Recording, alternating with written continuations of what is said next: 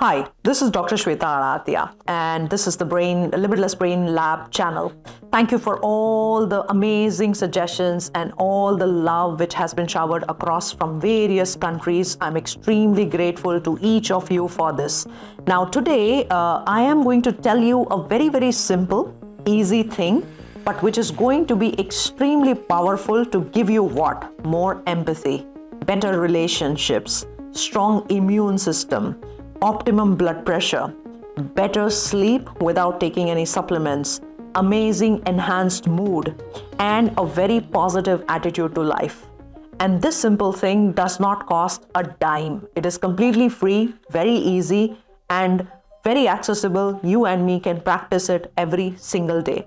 Yes, we have been talking about a lot of pranayams, a lot of meditation technique. This is very simple and easy gratitude practice. What am I thankful for? What do I need to thank in my life? Now, gratia, which means gratitude or thankfulness, has been studied quite extensively in neuroscience. And I was completely mind blown to read every single change in the brain which is happening merely by feeling thankful. Now, there is a difference between saying thank you and feeling thank you. Anything which is deeply moving you from inside, deeply where there is the connection which is happening, there is a associated powerful emotion which is generated, remember, then only the change can happen.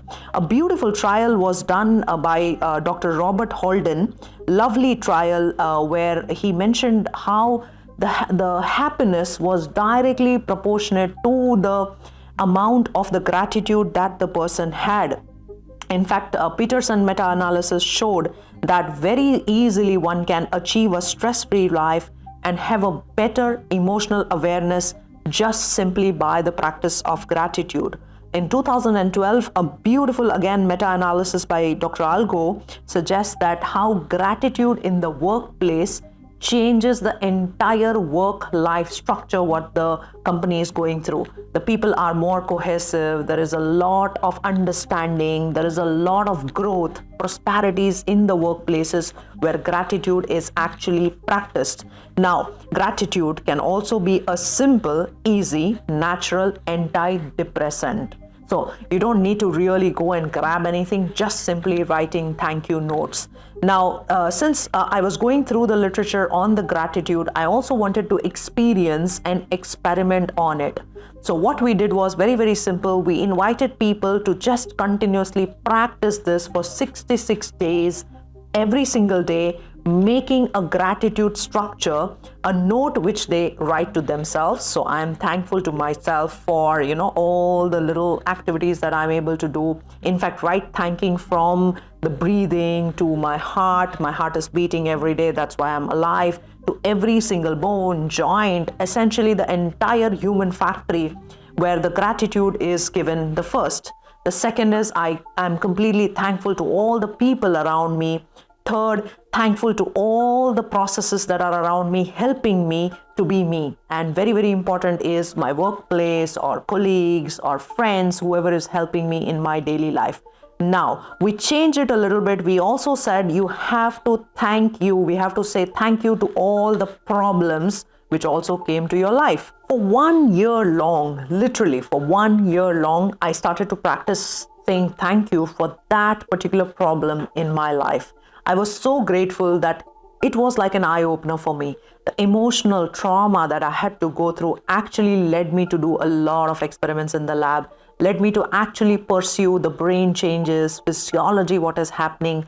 And today you and me are also talking because of that problem which happened in my life. So we need to thank those problems as well. So when we invited these people to do this experiment where they would, yes, say thank you to all the good things in their life, but also start thanking the problems. Start also thanking the pain. I always say to a patient who walks in with a bad pain, I would say that pain is a gift. It's a blessing. It led you to go to the doctor. It is, yes, of course, it's tormenting and it's a torture to go through the pain. It's not pleasant at all, but if let's assume that there was no pain, my back would continuously hurt. It would just go on without any hurt or pain. It would actually be damaging to the back. So every little thing always has some nuances and something to learn from. So this gratitude experiment, there was a big eye-opening again for us at the lab. We did the pre-baseline PSS, or the perceived stress scale.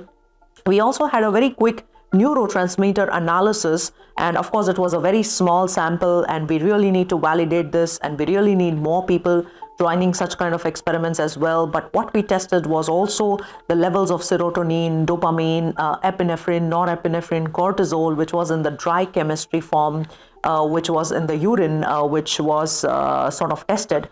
Now, very, very interesting and important to see that when you make a practice, when you are actually practicing continuously, 66 days it takes to make a habit, and then three multiples of 66 actually can make a change in the brain structure.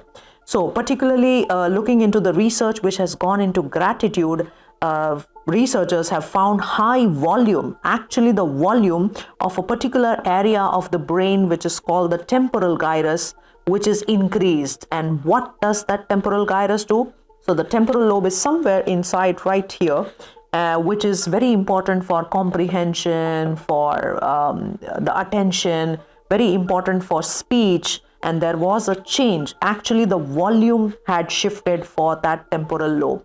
A lot of calculations also, creativity can also stem from the frontotemporal region of the brain. Another study, what was shown was chronic pain patients had a significant drop in their pain scale simply by having a gratitude journal. And this was studied by Dr. McCullough and his colleagues in 2003.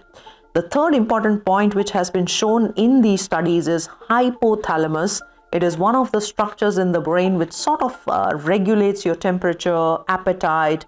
A lot of your hormonal functions get regulated through the hypothalamus, which had significantly shown to be affected and activated just by gratitude practice.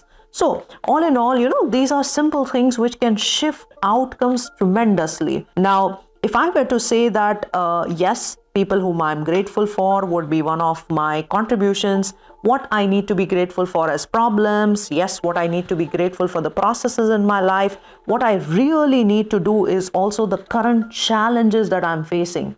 Some of you may be facing a relationship challenge. Some of you may be facing a financial challenge.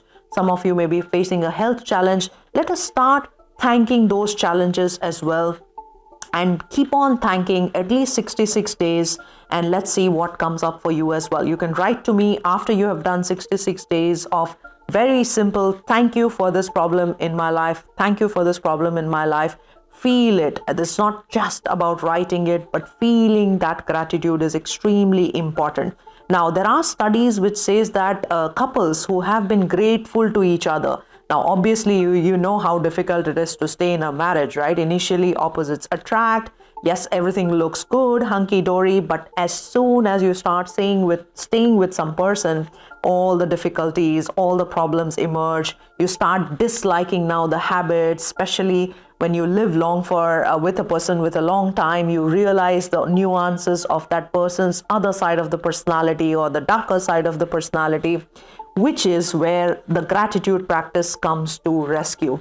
Researchers have studied that the couples who practice regularly Thanksgiving to each other, that being complimentary, that you have been a part of my life and I'm extremely grateful, just simply every day spending a minute with it, automatically have a life where they are supporting each other, and some magical chemistry can come out of it. It is such an easy and very simple to do practice. It is only about making it a habit. So having a little diary, having a little gratefulness or a gratitude journal would definitely help.